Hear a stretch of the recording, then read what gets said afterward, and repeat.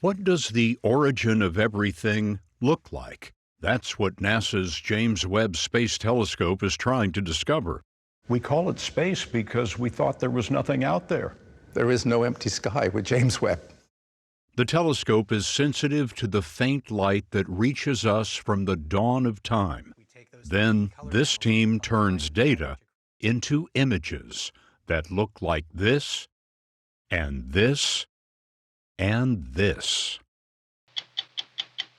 The Kingdom of Saudi Arabia has ignited a revolution in global sports, and it's not easy to apply a price tag. Soccer star Cristiano Ronaldo has just signed a $200 million contract for 1 year.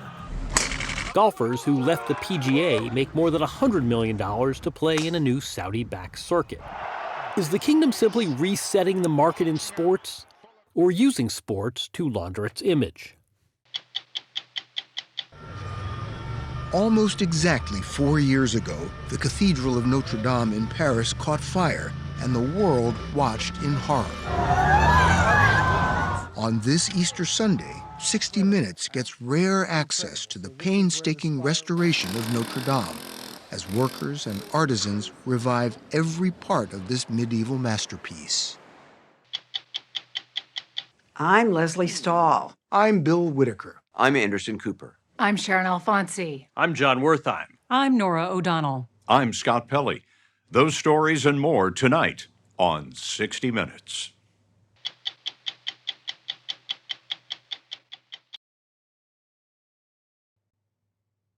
NASA's James Webb Space Telescope has hardly opened its eyes, and the universe is new, more mysterious, more beautiful than humanity's dreams.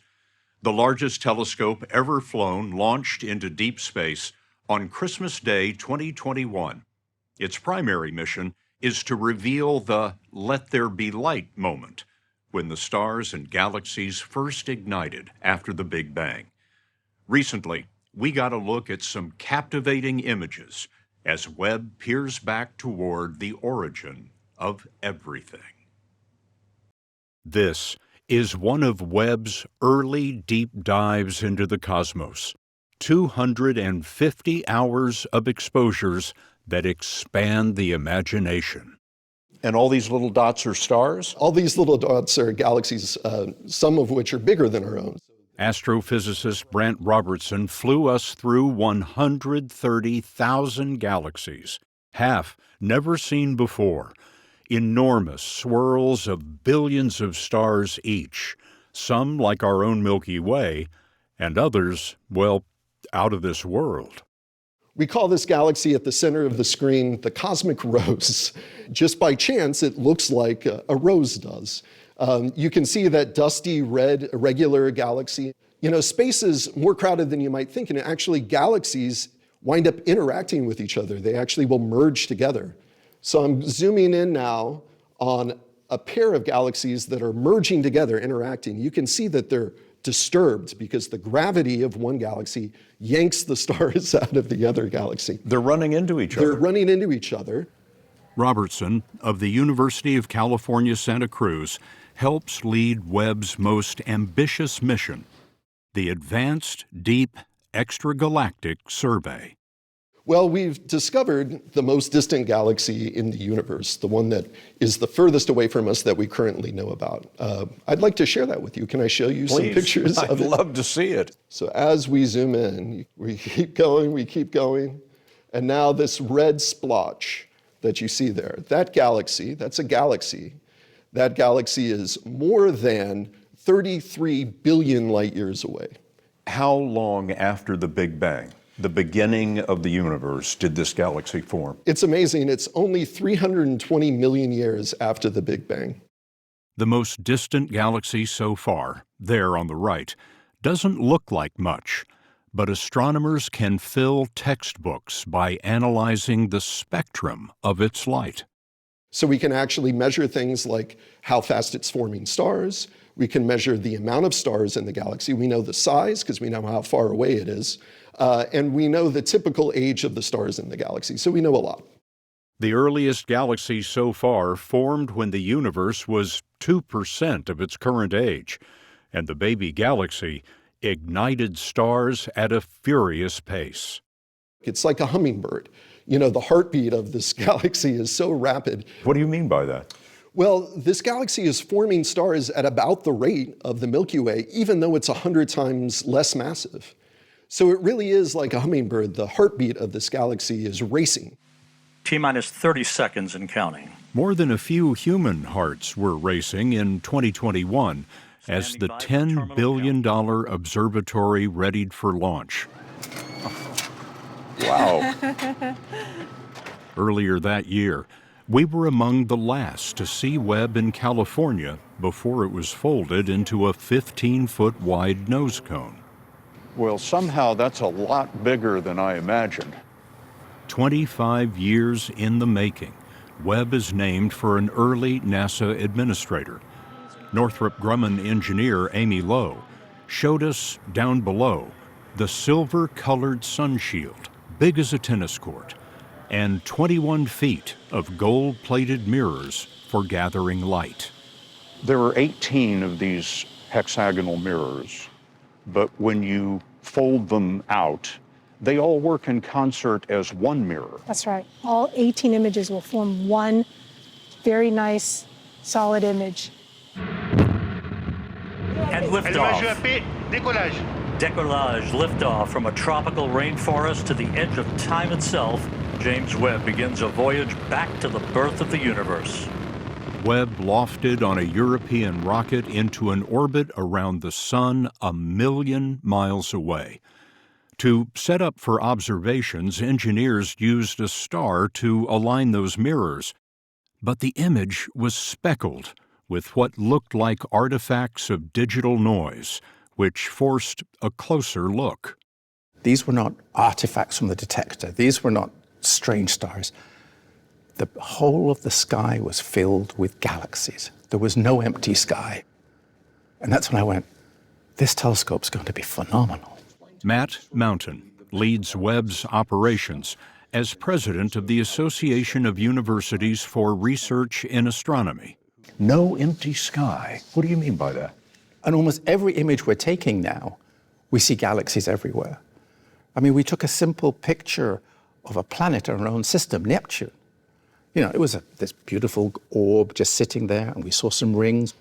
And the background are galaxies again. It tells us that our universe is filled with galaxies. We knew this theoretically, but when you go out to the night sky, we're used to saying, well, look up the night sky, we see those stars. We can no longer say that. We now have to say, look up at the night sky, and there are galaxies everywhere. We call it space because we thought there was nothing out there. There is no empty sky with James Webb. That is what we have discovered. Matt Mountain says that Webb is a reminder of how much we do not know. For example, galaxies are rushing away from each other at greater and greater speed, defying gravity. It makes no sense. So scientists infer that there must be unseen elements at work. They call them dark energy and dark matter. And whenever you hear the term dark energy or dark matter, this means we don't know what it is. We're not that imaginative. But it is a force. It is 95% of our universe, and we have no idea what it is. Wait a minute. 95% of our universe is made up of dark energy and dark matter, and we don't know what it is. Correct. We're lucky if we even understand 4% of our universe today. Astronomy is a very humbling discipline. Humbling, but with Webb, look at this. Also thrilling. Look at this. Right. This is Purdue University astronomer Dan Milisavljevic, starstruck and chatting with a colleague. Yes. Yes. Look at the detail. Even Wilbur, who's not an astronomer, strained to see what the excitement was about. Milisavljevic studies exploded stars, which were the furnaces that forged the first heavy elements from a cosmos of simple helium and hydrogen. Every time there's a supernova explosion, it's producing the raw materials for life. The iron in our blood, the calcium in our bones, the oxygen that we breathe. Love that oxygen. All that is being manufactured in supernova explosions. The late astronomer Carl Sagan used to say, we're all made of star stuff. That's exactly right. Webb reveals unprecedented detail at the center of these explosions. And that's what Webb is most sensitive to for our purposes. Understanding what's happening inside the explosion that we couldn't see before because it only comes out in infrared light. Infrared light is what Webb is designed to see. Like a night vision camera, the telescope is sensitive to heat radiation, which is all that remains of the light reaching us from the dawn of time. Trouble is, infrared is invisible to the human eye. When you first pull up the Webb data, what does that look like? Essentially, it looks like a blank screen. Elisa Pagon and Joe DiPasquale are astronomers and science imagers for the Space Telescope Science Institute. This is what a Webb infrared picture looks like until they match the data-filled darkness to colors of wonder. So we take those longest wavelengths of infrared light and give those the red colors. The next shortest wavelengths would be green, and then the shortest wavelengths that we get from Webb are colored blue. And so just like how our eyes work, we take those three color channels, combine them together to create the full color images that we see from Webb. Among their favorite images is this cluster of stars with the not-so-wondrous name NGC 346. Cosmic dust sculpted into ripples by interactions between stars. And the Tarantula Nebula, a star-birthing nursery on a backdrop of galaxies. It occurs to me you're the first two people to see these images in human history. Yeah. It's quite an honor. It is a great honor, and it does blow your mind every time. There will be many mind-blowing revelations. Webb is already the first to find carbon dioxide in the sky of a planet 700 light-years away. It will continue to look for planets with atmospheres that might support life. On the other end of the time scale, astrophysicist Erica Nelson of the University of Colorado Boulder thinks her team may have made a discovery that she says would break the theory of how the early universe formed. Either this is wrong or this is a huge discovery. And we think that it's a huge discovery. More observations are needed, but Nelson is investigating what may be 5 giant galaxies that appear to have formed much too quickly after the Big Bang. If they're confirmed, astronomy may have to revise the timeline of galaxy formation. And that's the most exciting piece of this telescope, of this remarkable instrument we put in space, is finding things that we didn't expect, that we can't explain, because that means that we have to revise our understanding of the universe. Brant Robertson, who showed us the earliest galaxy found so far by the James Webb Telescope, told us the record for the earliest will not hold long. How far back can you go to the origins of the universe? Well, JWST is so phenomenal that if you spend enough time, you could probably find any galaxy that ever formed in the universe. It's really that powerful. Will the history of astronomy be divided between before Webb and after Webb? Yes, I believe it will be. Matt Mountain, who manages Webb operations, told us the observatory may last up to 25 years, perhaps long enough to comprehend space and time and the origins of life. We're seeing a universe we've never seen before. We thought it was there, we hoped it was there, but now we see it for the first time.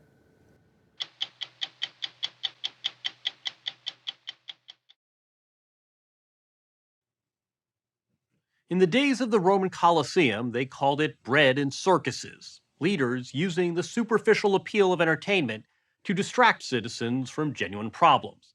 The term today, sportswashing, the use of games and teams and stadiums to cleanse an image and launder a reputation. A country that has never won an Olympic gold medal, Saudi Arabia has suddenly emerged as a major player in global sport, hosting events, buying teams, and luring athletes with staggering contracts. Is this investment an attempt to diversify the economy and cater to younger citizens, as its leaders claim, or is it done to paper over human rights abuses, authoritarian rule, and even murder? We visited the kingdom to check out the sports world's new nerve center and check out what the Saudis and their neighbors are getting for their money. Argentina, champions of the world's greatest game.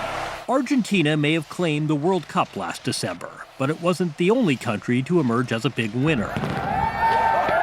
A controversial choice to host, the oil-rich Gulf state of Qatar threw more than $200 billion into staging the event and dribbled past criticism over its appalling human rights record.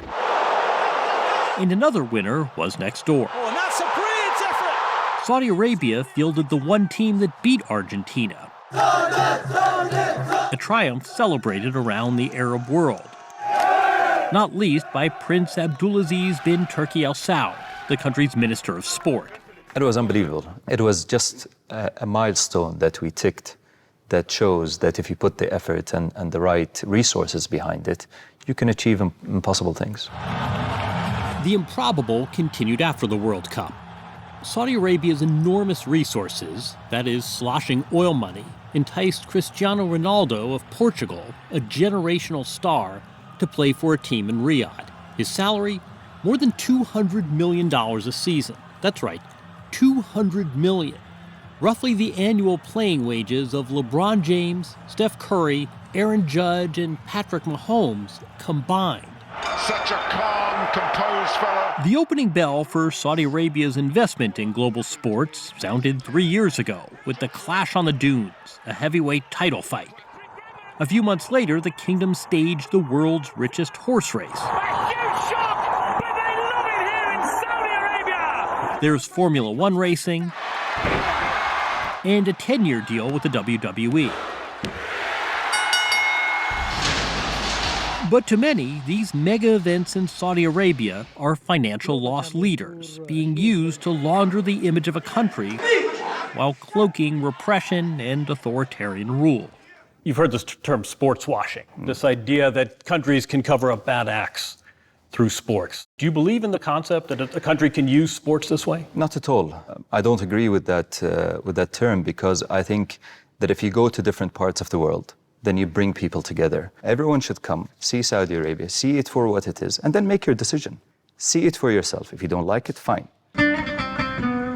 Which is precisely why we came to Saudi Arabia late last year, to see this unlikely sports hub for ourselves.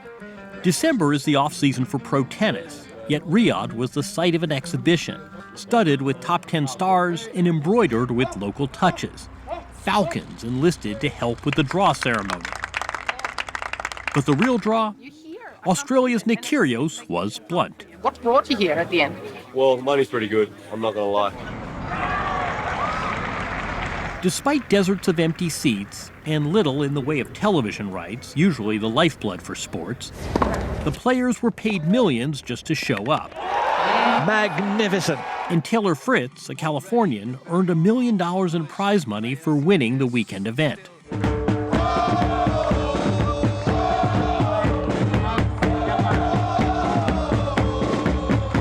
The Saudis aren't just hosting events. Through the kingdom's sovereign wealth fund, they bought an English Premier League soccer team, Newcastle United. We saw them for a visiting game against a local team, pointedly abandoning their usual striped kits for the green of the Saudi flag. Then there is, to date, Saudi's biggest swing in sports, the $2.5 billion LIV Tour, which has divided golf. Dismissing this rival to the PGA Tour as, quote, an endless pit of money, Tiger Woods turned down $800 million from the Saudis to join LIV. Many other top players, including Phil Mickelson and Dustin Johnson, did switch their tour allegiances, both paid as they were north of $100 million. This flood of Saudi money into sports is just absolutely, it's a disruptor. It's completely changing the face of sports. Is that the intention? Not at all. It adds a lot to the sport. But you have to realize the impact this has. I mean, when winners of LIV golf events are making multiple times what Tiger Woods won the last time he won the Masters, That's a big economic change. It doesn't matter, I think, if the impact of increasing the participation of sports and the interest in that sport is growing, then why not?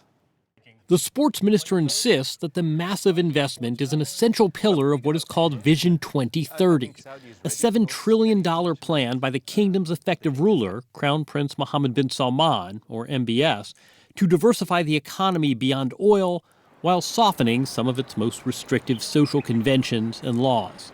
It's now permitted for women to drive, uncover their head, hold a passport, and travel without a male guardian.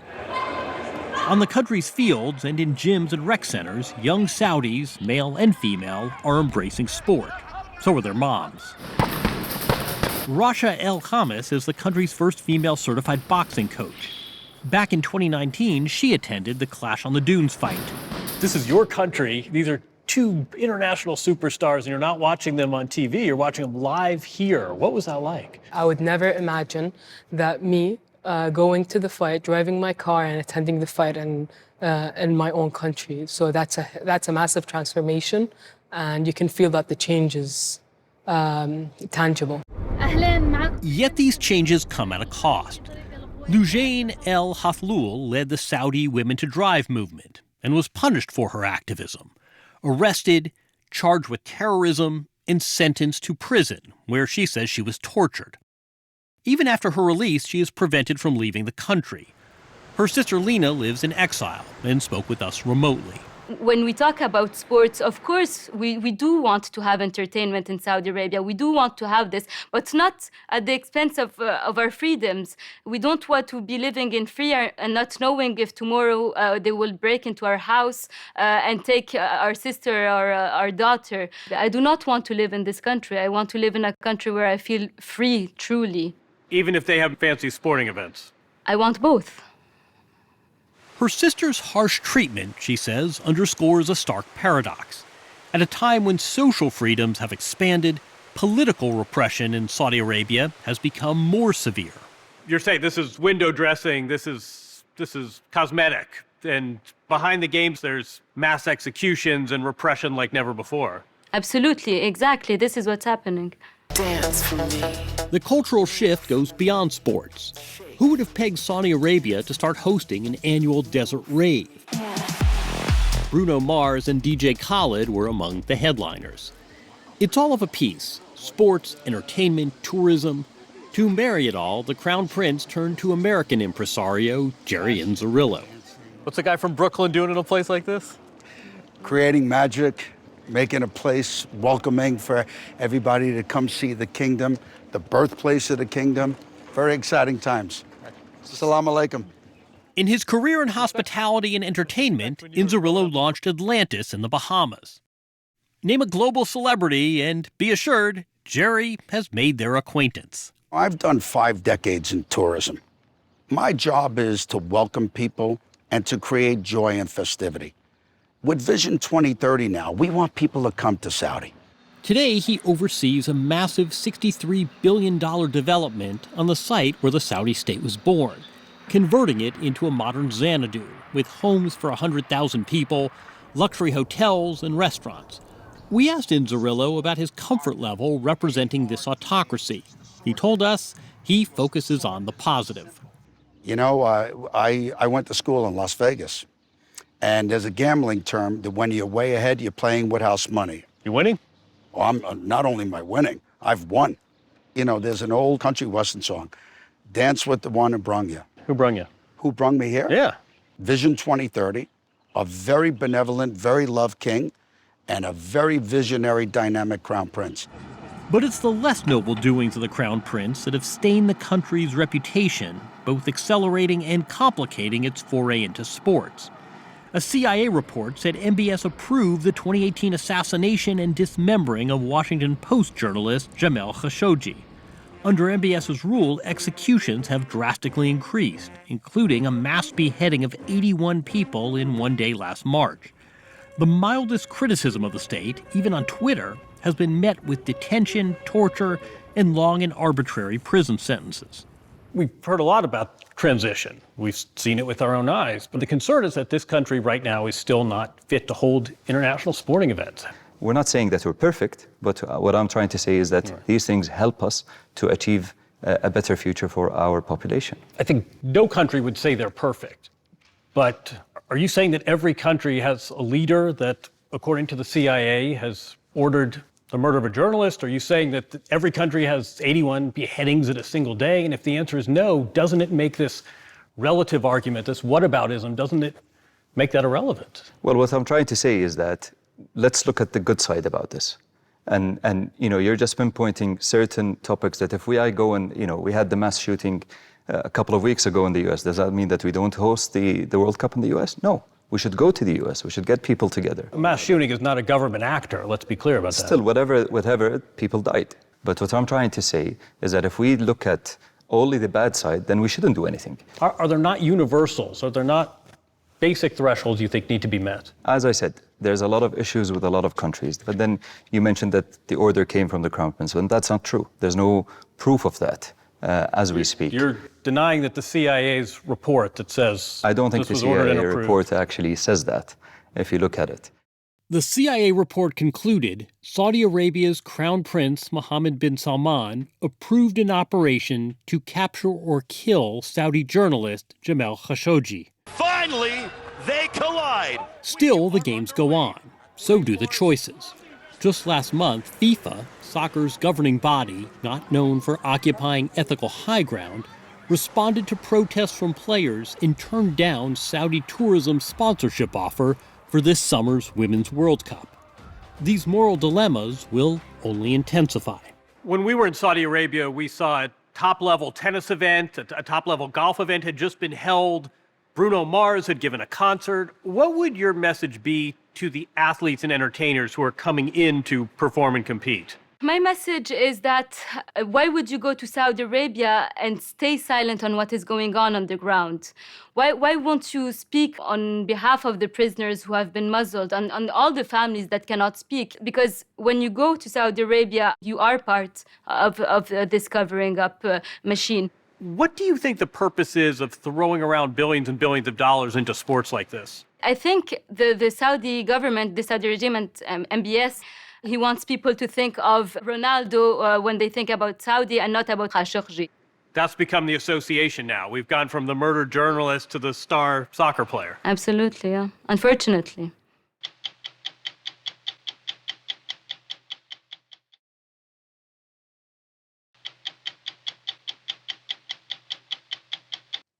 Almost exactly 4 years ago, the Cathedral of Notre Dame in Paris caught fire. It was one of those 21st century moments that people around the world experience together, staring in horror at live video on their smartphones and televisions. For the people of France, it was especially traumatic, because Notre Dame has been a powerful symbol, both sacred and secular, since medieval times. French President Emmanuel Macron pledged that Notre Dame would be reopened by the end of 2024. He couldn't have known then how hard it would be to keep that promise. But on this Easter Sunday, 4 years later, the resurrection of the great cathedral seems within reach. Flames tore through the roof of Notre Dame on the evening of April 15, 2019, and spread with incredible speed and ferocity, engulfing her 200-foot spire. Everybody stops. Jean-Louis Georgelin is the man now in charge of restoring Notre Dame. And a lot of people in France cry because they feel that something very deep in the soul of France, in the spirit of France, was about to collapse. Only a heroic effort by the Paris Fire Brigade saved Notre Dame from collapse, as a few staffers raced through falling embers to rescue precious relics. Philippe Villeneuve, the cathedral's chief architect, was out of town that night and raced back to Paris. He was devastated by what he saw. I've said that the little boy who was in love with the cathedral and the architect who was in charge of it died that day, and another man took over and said, "I have to save the cathedral. It's my mission. It's my duty." Villeneuve now shares that duty. If he's the artist who knows every inch of stone in Notre Dame, retired Army General Georges Laine is the commander, called back to meet that 5-year deadline. I will relax only when this will be done. What does this cathedral mean to the people of France?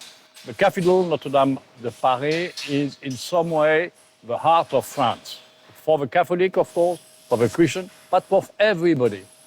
All the great events of France in some way or another took place here in the cathedral.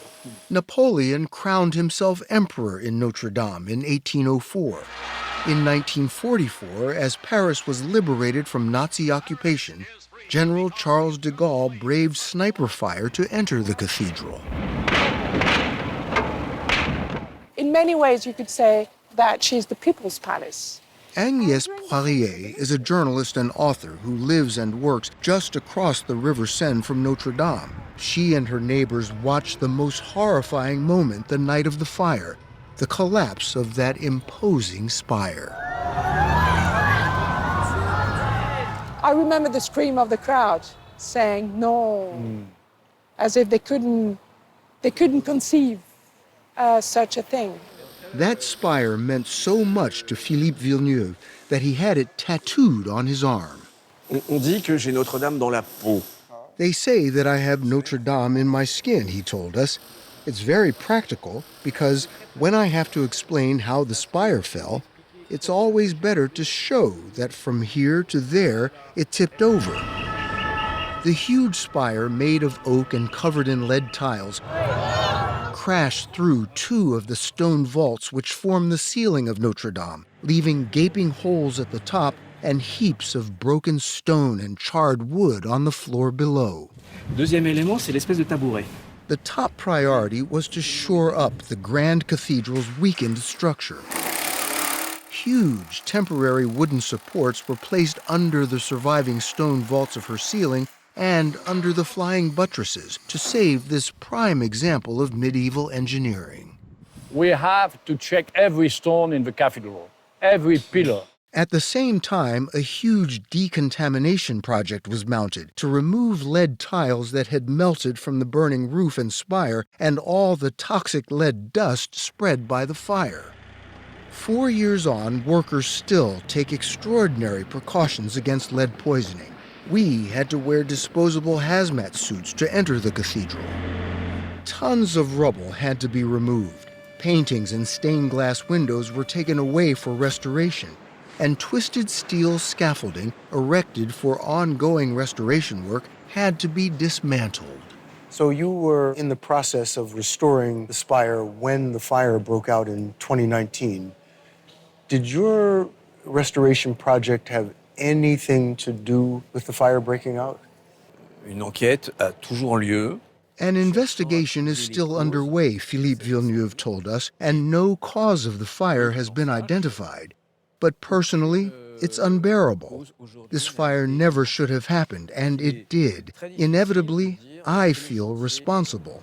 So, you know... At that point in our interview, Villeneuve switched to English with a rueful smile. In reality, I'm totally destroyed. Really? Yes. I so want to rebuild Notre Dame is because I want to rebuild myself. The fire's deeply emotional impact on Philippe Villeneuve was mirrored around the world. Nearly $1 billion in private donations have been pledged to rebuild Notre Dame, most of it from France, $50 million from Americans. I know many people in the United States contributed. They can contribute again. They can continue to contribute, huh? The cash is always running. If I want, give me money, I need. In the weeks immediately following the fire, all sorts of ideas were floated for how centuries-old Notre Dame might be given a touch of avant-garde. And all those architects throughout the world said, yes, let's have a roof garden, let's have a golden torch, let's have a titanium spire. You know, even I, for 20 seconds, I thought, to add some 21st century genius to Notre Dame, why not? Chief architect Philippe Villeneuve had a very simple answer. Why not? Un monument historique, une cathédrale. An historic monument, a cathedral, is not something to be played with, he told us. Notre Dame had been standing for 850 years with a wooden frame and a lead roof. So wood is the way to go. In the end, President Macron and a special committee agreed to rebuild Notre Dame exactly as she had been, and with the same materials: stone, wood, and lead. How is it that the traditionalists won out? Well, I think wisdom won. Notre Dame's signature spire was a fairly recent addition. Images of the cathedral from the mid-1800s show her without a spire and in an advanced state of decay. The cathedral was in great disrepair, was it not? It was about to collapse, but of neglect, not of fire. There were even proposals to demolish Notre Dame before the cathedral crumbled on its own. Instead, the French government hired a young architect named Viollet-le-Duc. He created that famous spire. So you are rebuilding the spire exactly as Viollet-le-Duc? Yes. Are you using his original drawings? On a eu la chance. We were lucky, he said, because it was extremely well documented. We have the drawings of Viollet-le-Duc, the sketches, the surveys. We have everything needed to be able to remake it. 1,000 French oak trees were felled for the new spire, then fine cut by carpenters in eastern France. In other workshops around the country, the cathedral's organ, the largest in France, and many of its stained glass windows were restored. How many workers and craftsmen do you have on this project? If we take into account all the people in France, it's about 1,000 people. Allons-y. On the plaza in front of Notre Dame, a huge tent has been erected where stonecutters and sculptors are recreating Gothic gargoyles and adornments damaged in the fire. Philippe Villeneuve supervises every detail. Et je leur fais mettre les doigts sur des feuilles. I'll make them put their fingers on the layers of the original sculpture, he said, and then on the layer they're sculpting. So he wants you to feel it, not just look at it. Yeah. And that works? Yeah, I think too. Danae Leblanc is just 23 years old, sculpting and chiseling to recreate a floral detail carved hundreds of years ago. We try to remake things identically, she said, but we are also trying to understand the intention of the original sculptors. So we look at the traces left by their tools. We were given rare access to the painstaking restoration of Notre Dame as workers and artisans revived the cathedral's exterior, The towers of a cathedral. and her interior. Oh my God. The cathedral's great rose windows have been meticulously cleaned. Look at this. And every inch of stone coated with latex, which, when peeled away, leaves the surface gleaming. We found restorers, Mathilde Maire and Aude Massimi, working on painted stone sculptures depicting scenes from the life of Christ. How old is this? This part of the cathedral, she said, was built at the beginning of the 14th century. These sculptures are medieval.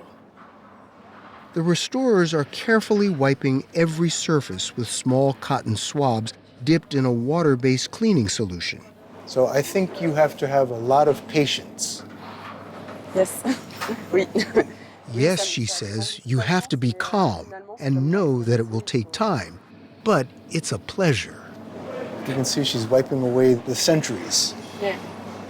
A 600-ton maze of scaffolding has been built inside Notre Dame to support all the work, especially the rebuilding of the spire. General Georgelin took us up through it, 2/3 of the way on a construction elevator. We reached the top, climbing steps and ladders.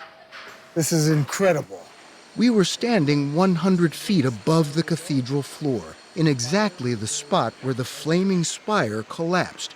4 years ago, there was nothing here but a vast hole. The drama took place here, and we have to rebuild the vault and the transept.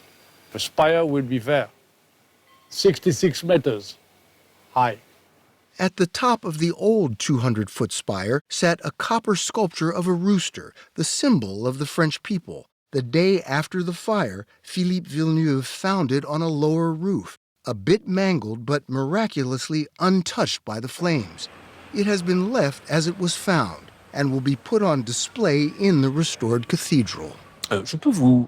Can I tell you, Villeneuve says, that I plan to put a new rooster on top of a new spire 1 year to the day before the reopening of the cathedral. There will still be scaffolding, but the frame of the spire will again be in the sky of Paris.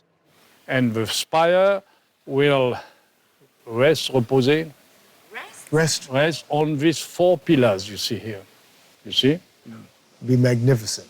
Magnificent, yes, for the glory of God and France. Recreating Notre Dame's iconic spire. You took these down 4 days before the fire? Yes. At 60minutesovertime.com. Sponsored by Pfizer.